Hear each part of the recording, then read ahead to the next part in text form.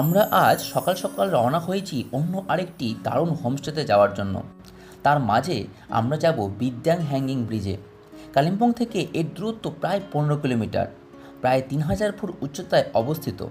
কালিম্পংয়ের কাছে ছোট্ট গ্রাম বিদ্যাং, সবুজ পাহাড়ে ঘেরা সদা হাস্যোজ্জ্বল স্থানীয় সম্প্রদায়ের সমৃদ্ধ বিদ্যাং, এর মনোরম উপত্যকা সকলের মন কেড়ে নেবে। ব্রিজটি কিন্তু অনেক পুরনো ব্রিজ। এই ব্রিজটি রেলি নদীর উপর নির্মিত, যা বিদ্যাং ভ্যালির অন্যতম আকর্ষণ। আমরা এরপর রওনা হলাম খড়কাগাঁওয়ের দিকে। এখানে আমরা অর্কিড হোমস্টেতে ছিলাম। হোমস্টের অনারের ব্যবহার দারুণ ছিল। লাঞ্চ ডিনার ছিল বাড়ির মতোই। সকালে আমরা ব্রেকফাস্ট করে রওনা হয়েছিলাম বাড়ি ফেরার উদ্দেশ্যে।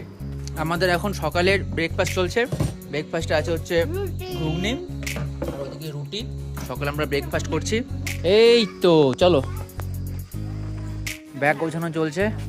আমরা এখন বেরোচ্ছি।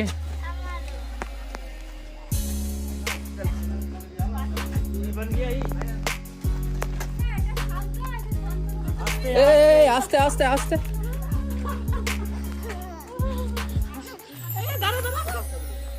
আমরা পাহাড় থেকে নেমেছিলাম লোলেগাঁও বাগরাকোট হয়ে।